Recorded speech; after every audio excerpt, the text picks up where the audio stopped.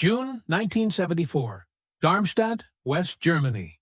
On a warm afternoon, Admiral Karl Dönitz sat behind his desk, an open book resting before him. His aged hands, calloused from decades of command, trembled as he turned the page. The title, The Ultra-Secret. Its author claimed to expose the most closely guarded intelligence success of the Second World War. Beside him stood his aide, translating each English sentence into German. The words seemed harmless at first, until Dönitz heard a line that froze the breath in his chest. From May 1940 onward, we were reading the radio traffic of the German Army, Navy, and Air Force almost as fast as they were. For a moment, silence filled the room. The 83-year-old man who had once commanded Hitler's entire submarine fleet stared blankly at the print. He had lived 3 decades believing his U-boats had been defeated by radar, by aircraft, by Allied industry, never by broken codes. But here, in black and white, lay the truth. His enemies had been reading his most secret orders as easily as a morning newspaper. The realization hollowed him. Everything he had built, every battle he had directed from his war bunker, had been doomed from the start. Every innovation, every desperate change of tactics, all had been anticipated by the British because they already knew what he was going to do. Within days, Dönitz sent a curt letter to the publisher. "I always suspected this," he wrote, "a half-hearted defense against the unbearable." Yet those who knew him saw the truth. During the war, he had brushed off every warning, every nervous report from his staff. Enigma cannot be broken, he had insisted again and again. Now, in a modest Hamburg apartment surrounded by mementos of a lost fleet, the enormity of the deception closed in. 783 submarines gone, 30,000 sailors dead. And all because the encryption device he trusted beyond question had betrayed him from the inside out. For decades, German cryptographers had described Enigma as unassailable. The machine's 3 rotors offered 17,076 start positions, and the rotors themselves could be arranged 60 different ways, already over 1 million possible settings. Then came the plug board, whose twisting cables added roughly 150 trillion additional combinations. Altogether, the total number of theoretical configurations was beyond imagination, one followed by more than 20 zeros. To German scientists, those numbers equaled safety. No enemy could ever search through such a vast sea of possibilities. Dr. Erich Hüttenhain, head of the Wehrmacht's cipher office, later told Allied interrogators that he had considered the theoretical risk and dismissed it outright. To test them all, he said, would require the labor of countless experts for longer than the age of the universe. The statement had been more than arrogance. It had been logic based on the technology of the 1930s. The German Navy added its own layers of protection. Dönitz demanded stricter discipline than any other service. Operators at the Marine Nachrichtenschule in Flensburg-Mürwik trained for months, learning not just to work the machine, but to obey procedures designed to make leaks impossible. Codebooks were printed in red ink that dissolved instantly when wet, on pink paper meant to vanish in seconds. Weighted pouches ensured the documents would sink if thrown overboard. Each U-boat commander carried a pistol, with orders to shoot any man who hesitated to destroy the codes if capture seemed certain. Then, in early 1942, the Navy introduced a new model, the 4-rotor Enigma M4. The Germans called it Triton. The Allies would later know it as Shark. To Dönitz, it represented perfection. The extra rotor increased complexity by another factor of 26. If the old system was unbreakable, this was beyond comprehension. Germany's own code breakers at B-Dienst tested it. running their Project Hund, a 100-day attempt to attack their own cipher using every known technique. They failed completely. Vice Admiral Erhard Mertens reported back with confidence. Our cipher is secure. But beneath that confidence, the sea was already whispering the truth. Throughout 1941 and 1942, strange coincidences multiplied. Supply ships vanished in isolated sectors of the Atlantic, regions so vast that the odds of random discovery were almost zero. Between March and June 1941, the Royal Navy destroyed 7 of 9 German replenishment vessels stationed in remote mid-ocean zones. The Bletchley, 300 miles north of the Azores, was sunk on March 3rd. The SO Hamburg followed 2 days later. Egerland and Nordmark went down soon after. Each had been hidden in places almost impossible to locate by chance. Captain Ludwig Stummel of B-Dienst investigated and concluded the British must have improved their radar and aerial reconnaissance. His report did not mention the possibility of code-breaking. Then came the disaster of the Bismarck. In May 1941, Germany's most powerful warship broke into the Atlantic, only to be hunted down with uncanny precision. British aircraft seemed to know her route through the Norwegian Sea and into open water. When subordinates warned that perhaps their signals were compromised, Luftwaffe General Hans Jaschonek dismissed them. "The enemy cannot read our ciphers," he said flatly. "Our experts have proven it." But in the depths of the Atlantic, proof was mounting in another form: the wreckage of the U-boat fleet. By late 1941, losses were climbing despite every innovation Dönitz introduced. In January 1942, he recorded in his war diary his confusion over the sinking of supply submarine U-459, ambushed in an area 800 nautical miles west of Freetown, a position almost beyond Allied range. Berlin's official reply was routine: "Our cipher remains uncompromised." The numbers told a crueler story. Germany lost 35 submarines in 1941. The following year, even after adopting the new 4-rotor model, losses rose to 85. In 1943, the figure exploded: 237 boats destroyed in 12 months. May 1943 alone. Black May, sailors called it, saw 41 U-boats vanish beneath the waves, 1/3 of all boats at sea. Still, the leadership refused to consider the obvious. When convoys suddenly changed course before interception, analysts blamed new Allied radar. When submarines were caught surfacing in the night, scientists speculated that the British had developed fantastical long-range detectors, capable of spotting periscopes 60 miles away. An impossibility, but easier to believe than a broken code. Each new investigation grew more elaborate and more pointless. Every committee began from the same immovable assumption: Enigma was infallible. Even after the capture of U-570 in August 1941, when British forces seized an intact machine and documents, no one in Berlin dared connect the dots. To admit the possibility would have been to concede that the very foundation of Germany's war at sea had been compromised from its heart. And so, the illusion endured. The Germans clung to their numbers, their mathematics, their blind faith in the machine's complexity. Yet complexity is not security. Beneath the surface, the British were already reading every secret transmission, plotting every movement, guiding convoys safely through what should have been killing grounds.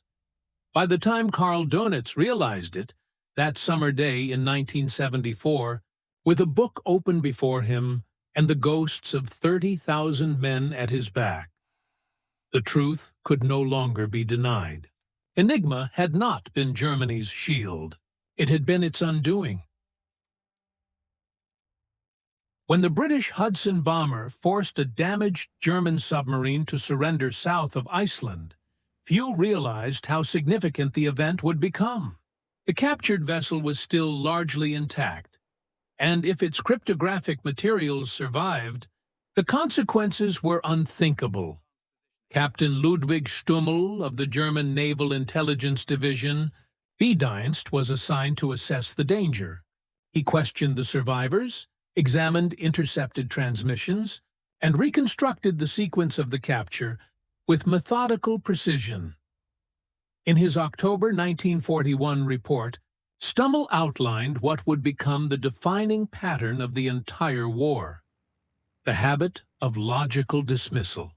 He admitted that if the enemy had somehow seized the Enigma machine and its code books intact, they could, in theory, read German naval signals. But almost in the same breath, he brushed the thought aside. Our cipher cannot be compromised. The system remains secure. His reasoning was airtight. On paper, even if the British had obtained the current encryption keys, those would change on November the 1st, rendering any advantage useless. Besides, every trained operator knew that in the event of capture, all code materials were to be destroyed immediately. And surely, Stummel believed, German crews had done their duty. What he didn't and couldn't know was that another submarine, U-110, had been captured months earlier. In May 1941, HMS Bulldog's boarding party, led by Sub-Lieutenant David Baum, had entered the abandoned sub to find the radio room untouched, the Enigma machine still warm, and code books scattered across the table. That single event had given the British the keys to the entire German naval network. The documents seized from U-110 included officer-only ciphers and short signal codes, condensed messages that had once been Germany's best defense against Allied tracking. With them, the Allies could anticipate every movement, every supply rendezvous, every new tactic. And yet, 2 years later, the Germans still believed Enigma unbroken. By spring 1943, after months of staggering losses in what would be called Black May, Admiral Dönitz ordered a full-scale investigation. The Navy's most skilled officers, led by Corvette Captain Meckel, were tasked with uncovering how the U-boat arm had been shattered so completely. Their inquiry was exhaustive and tragically misdirected. The first theory blamed technology. Scientists suspected that the radar warning receivers aboard submarines might be betraying their positions by re-emitting signals. Tests using a Focke-Wulf 200 Condor aircraft confirmed that these devices could indeed be detected at long range. Dönitz immediately ordered all submarines to deactivate them, but the losses continued. The next theory centered on heat. Perhaps, some argued, the Allies had developed infrared detectors that could sense the warmth of diesel engines under the waves. Engineers hurriedly produced a special paint meant to absorb infrared radiation. Returning U-boats were repainted overnight. Still, the ships kept vanishing. Then came the discovery that seemed to explain everything. In February 1943, a crashed British bomber near Rotterdam was found carrying an intact H-2S radar, the Allies' secret centimetric radar system.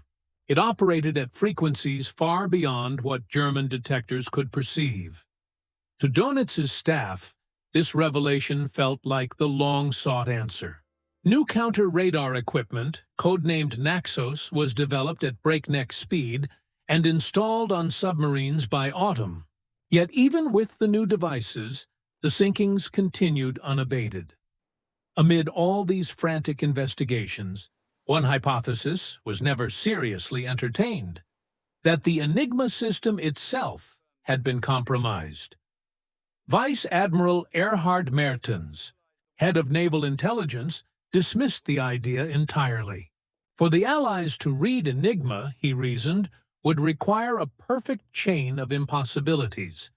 the capture of machines, current key tables, and procedural documents, plus the ability to break daily settings before they changed.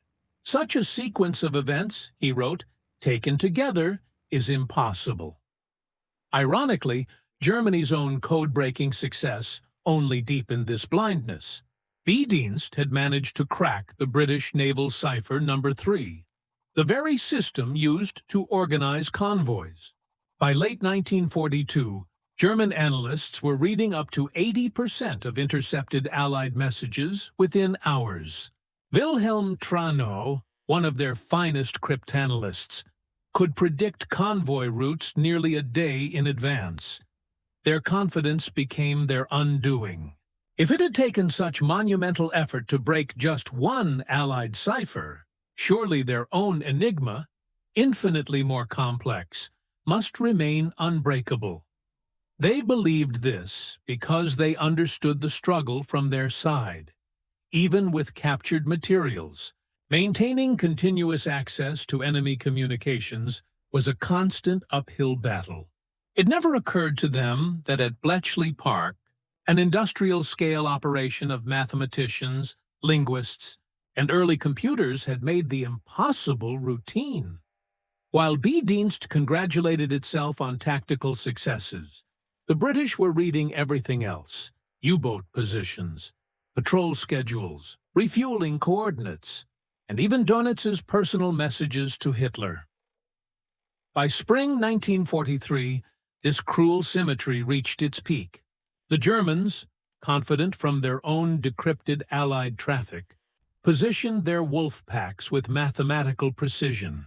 But because the British knew exactly what the Germans knew, they rerouted convoys just out of reach while directing hunter-killer groups straight toward the waiting submarines. To Dönitz's men, it appeared as though fate itself had turned against them. In truth, they were walking into traps of their own making. Years later, Captain Heinz Bonatz, head of B-Dienst's English section, would write in his unpublished memoirs about his unease during that period. "Convoys turned away from our ambushes as if guided by an unseen hand," he wrote. Refueling boats were discovered in locations known only to us. It was as though the sea itself had betrayed our secrets. But each time he raised concerns, the answer was the same. Enigma is mathematically unbreakable. That conviction allowed the Allies to preserve the greatest secret of the war: Ultra, the code name for all intelligence derived from Enigma intercepts. Winston Churchill called Bletchley Park the goose that laid the golden eggs, but never cackled. Its silence was its strength. To protect that silence, the British built an extraordinary system of control. The Special Liaison Units, SLUs, established under Group Captain Frederick Winterbotham, handled every fragment of ultra-intelligence. 40 units around the world ensured no one outside a small inner circle ever learned the source of their information. Each SLU officer signed the Official Secrets Act under penalty of death, a warning that remained in effect even after the war. At Bletchley Park itself, security bordered on the obsessive. 9,000 people worked behind guarded fences, most knowing only a fraction of the whole. Analysts in Hut 8, who attacked the naval Enigma, had no idea what the linguists in Hut 6 were doing. A translator might spend years rendering German into English, without the faintest clue of what those messages actually represented. To conceal Ultra's existence, British intelligence fabricated an elaborate cover story: a phantom spy network inside Germany, supposedly run by an anti-Nazi officer named Boniface. When Ultra revealed an enemy convoy or submarine position, false reconnaissance flights were arranged to make the discovery appear accidental. After one such victory, the sinking of an Italian convoy in the Mediterranean, British intelligence sent a fake radio message in a cipher the Germans had already broken, praising a non-existent agent in Naples for his brilliant report. Every action, every success, was carefully weighed against the need for secrecy. The British would sometimes allow convoys to be attacked rather than risk revealing that their information came from decrypted signals. Commander Roger Wynne, who oversaw naval intelligence operations, established strict rules. Never act on Ultra unless there's a plausible reason for how you could have known.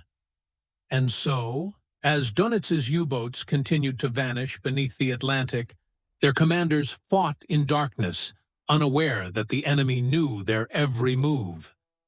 The greatest deception of the war wasn't just that the Allies had broken Enigma. It was that the Germans, armed with reason, data, and pride, convinced themselves they hadn't. On a cold November night in 1940, German bombers unleashed devastation upon the English city of Coventry. The air raid killed over 500 civilians and left the city in ruins. For decades, a haunting rumor persisted that Winston Churchill knew of the attack from decoded German messages, but chose not to warn the people to protect the ultra-secret. It's a powerful story, but like many wartime legends, the truth is far more complex. British codebreakers had indeed intercepted messages describing an operation codenamed Moonlight Sonata. Yet, early decrypts pointed to several possible targets: London, Birmingham, even the industrial ports in the south. Only hours before the raid did navigational intercepts confirm Coventry as the likely target. By then, it was too late for evacuation. Fighter patrols were scrambled and anti-aircraft batteries were reinforced. But the Luftwaffe arrived first. The myth that Churchill sacrificed Coventry was itself a deception, a convenient post-war story that concealed the real limits and fragility of ultra-intelligence in 1940. By March 1941, however, the picture had changed. Inside Bletchley Park's Hut 8, a young cryptanalyst named Mavis Lever, later known as Mavis Beatty, was poring over intercepted Italian naval signals. For days, she and her colleagues had been working 16-hour shifts on the complex Italian Enigma variant. Then suddenly, the patterns began to make sense.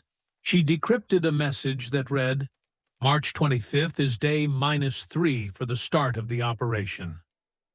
Mavis instantly realized what it meant. A major Italian naval offensive was imminent, only 3 days away. Working through the night alongside fellow codebreaker Margaret Rock, she deciphered further messages revealing the full plan. Admiral Angelo Iachino was leading a powerful strike force. The battleship Vittorio Veneto, 6 heavy cruisers, and 17 destroyers to ambush British convoys between Greece and Egypt.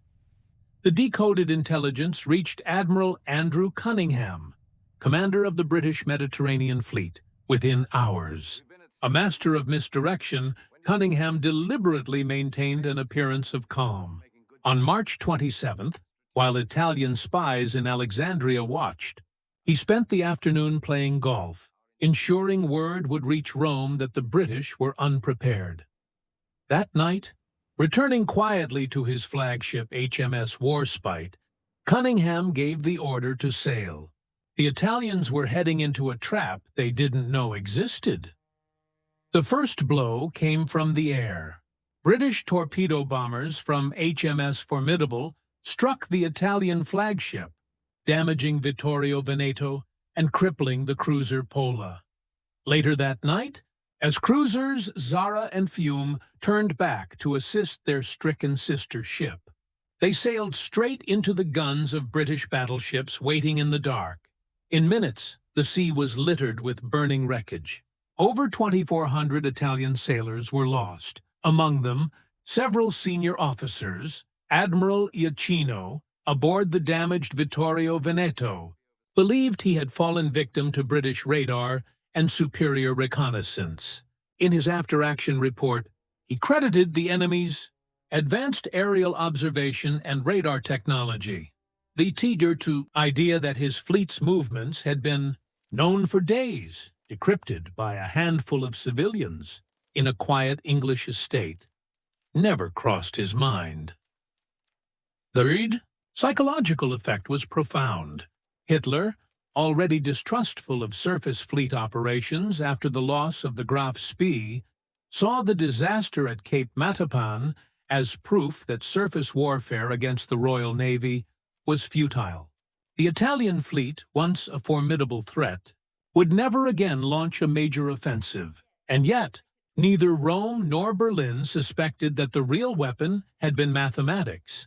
Just 2 months later, another drama unfolded, one that would capture the world's imagination.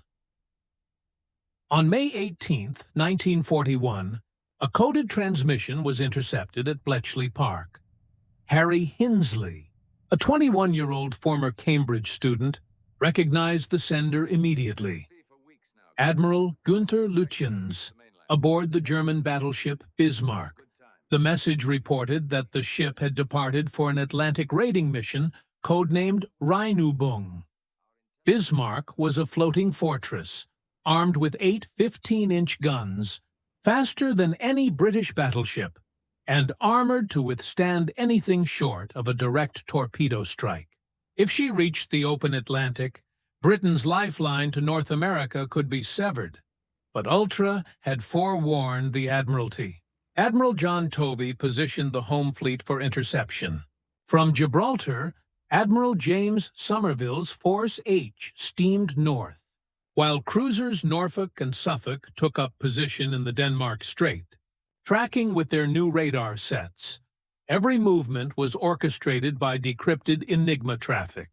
When Bismarck was sighted on May 23rd, the British publicly claimed it was a chance encounter. In truth, they had known its route and timetable for days. The battle that followed was both triumph and tragedy. The HMS Hood, pride of the Royal Navy, was destroyed in minutes. But Bismarck did not escape unscathed. Damaged and leaking fuel, it was now being shadowed relentlessly by radar and by ultra-intercepts that reported every radio signal Lütjens sent. Then came his fatal mistake. Believing he had slipped away, Lütjens transmitted a lengthy situation report, a half-hour radio message describing his condition and intentions. It was all the Allies needed. British direction-finding stations triangulated his location, and Bletchley Park decrypted the message within hours. The Germans had given away their position and destination, the port of Brest. The chase was on. A reconnaissance aircraft spotted Bismarck exactly where Ultra predicted it would be. Swordfish torpedo bombers from HMS Ark Royal, flying through storms at the edge of their range, struck the ship repeatedly. One torpedo jammed the rudder, sealing her fate. At dawn on May 27th, British battleships King George V and Rodney closed in. The duel was short and merciless. Of more than 2,200 men aboard Bismarck, only 114 survived. To Admiral Erich Raeder, commander of the Kriegsmarine, the loss was incomprehensible. His post-battle report credited British radar, aircraft, and unfortunate mechanical failure. The possibility that his encrypted orders had been read in real time never even arose. Meanwhile, beneath the Atlantic, another kind of battle was escalating. By May 1943, Admiral Karl Dönitz commanded the largest U-boat fleet in history, 116 submarines organized into wolf packs with predatory names: Falk, Amsel, Star, Muwe. His codebreakers in B-Dienst were still reading portions of British convoy traffic. In his diary, Dönitz wrote confidently, "One more concentrated effort, and we will choke off the lifeline to England." But his confidence was misplaced. Unknown to him, Bletchley Park had finally conquered the four-rotor Enigma used by the U-boat fleet. After 10 months of silence, British cryptanalysts, aided by captured codebooks from U-559 and the revolutionary computer Colossus, were once again reading German naval messages within hours. When Dönitz launched his final great assault, the Allies were already waiting. In late April, convoy ONS-5, 42 merchant ships bound for Halifax, was detected by German submarines. Dönitz massed over 40 U-boats for the kill, but every order he sent was intercepted and decrypted. Allied command reinforced the convoy's escorts and redirected hunter-killer groups straight into the wolf packs. For 6 brutal days, the North Atlantic boiled with explosions. 13 merchant ships were lost, but 7 U-boats were destroyed. Commanders like Kapitän-Leutnant Werner, whose U-192 was depth-charged by HMS Lüsestrife, went down with all hands. By mid-May, the balance had shifted. For the first time, U-boat losses exceeded Allied sinkings, and the slaughter had only begun. As Ultra continued to read Dönitz's every move, convoys were routed safely through empty seas, while hunter-killer groups descended on U-boat concentrations with unerring accuracy. Even night offered no refuge. Allied aircraft equipped with new Lee lights illuminated submarines as they surfaced to recharge batteries. The wolf pack era, the terror of the Atlantic, was ending, and few in Germany understood why.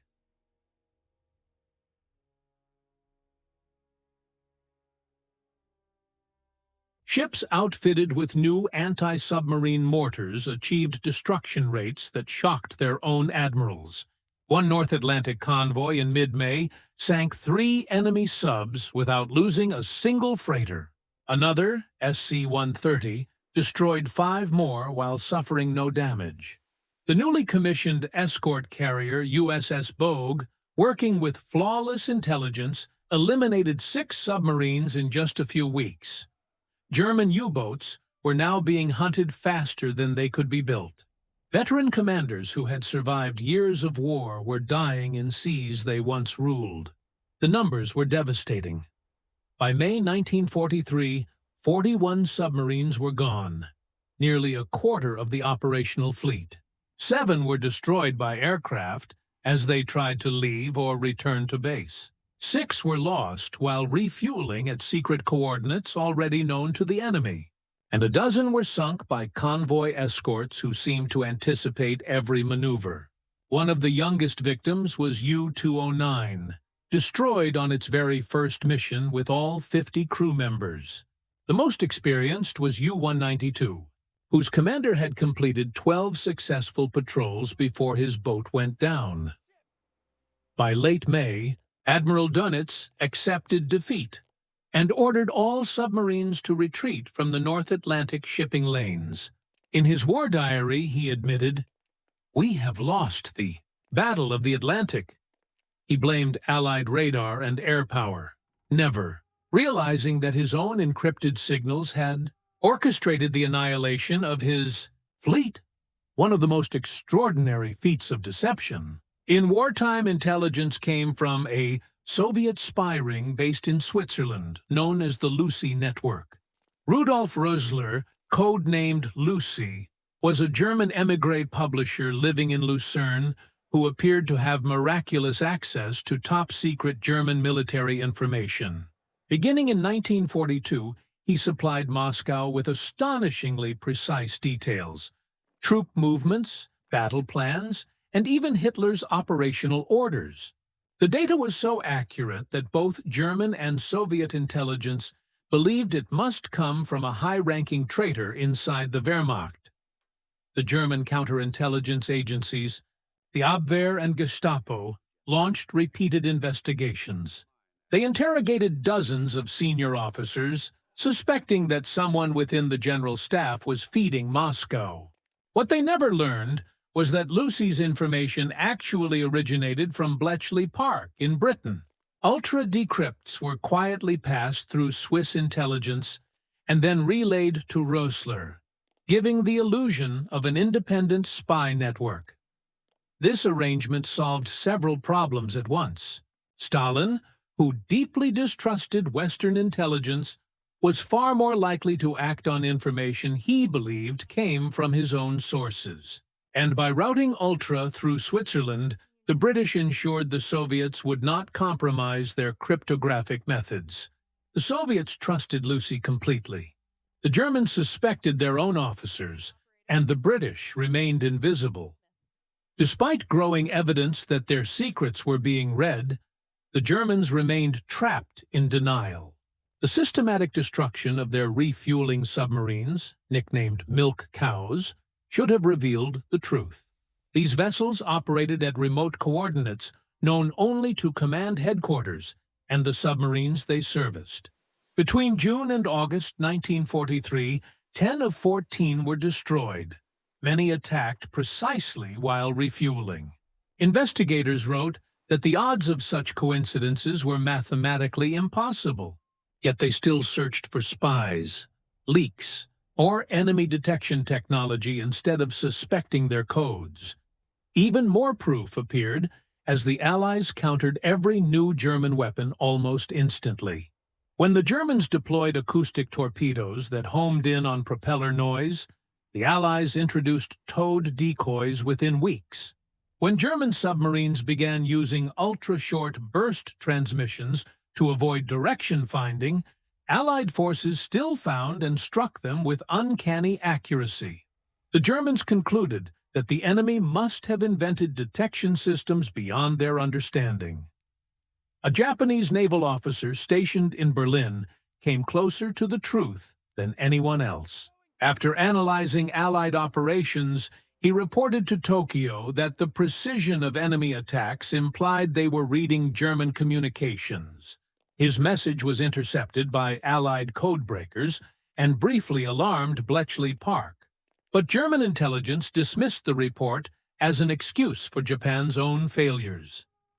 Admiral Karl Dönitz, once celebrated as a brilliant naval strategist, became the most tragic figure in this cryptographic blindness.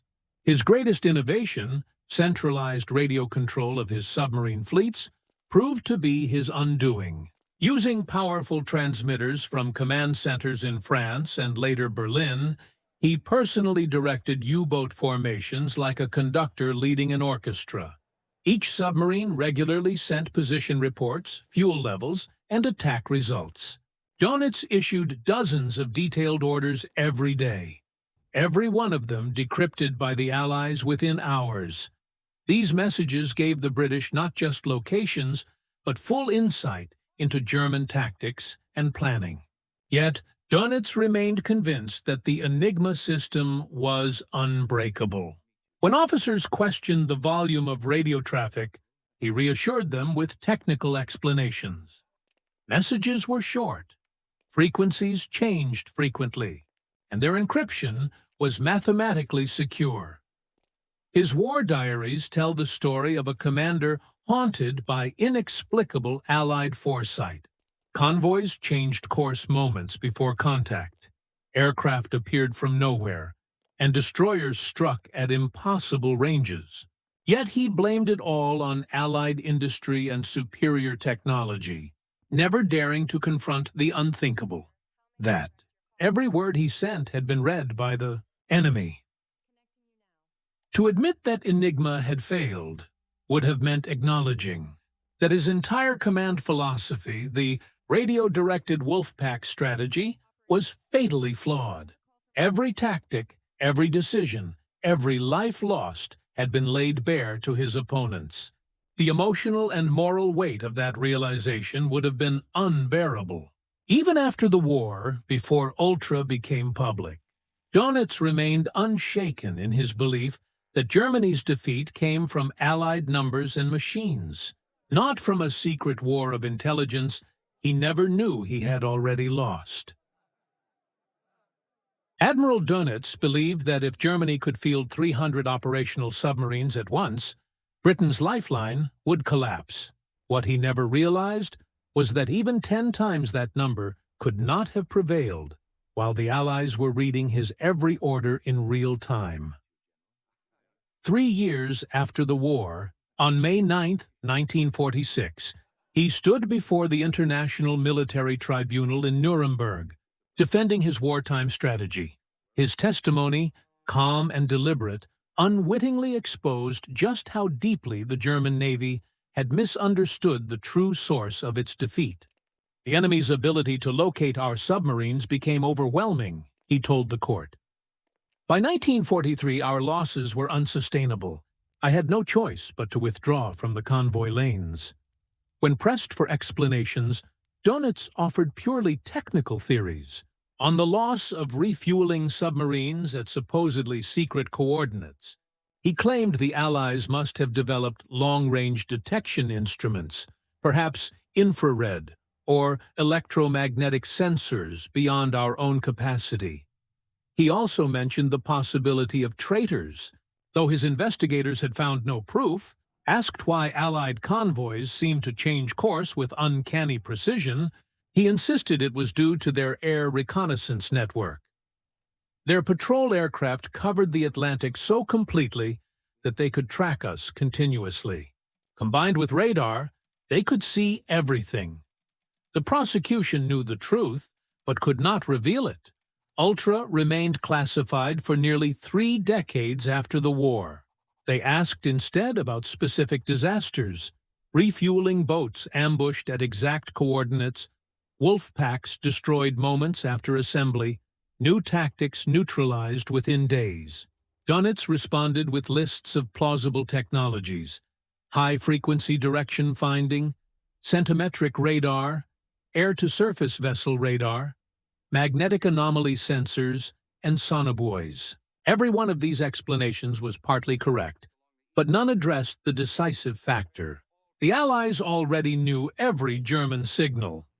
The most striking exchange came when prosecutor Sir David Maxwell Fyfe asked, "Admiral, did you ever consider that your communications were being read?" Dönitz replied firmly, "We investigated that possibility. Our cryptographic specialists assured me the Enigma system was mathematically invulnerable. Breaking it would require resources no nation possesses."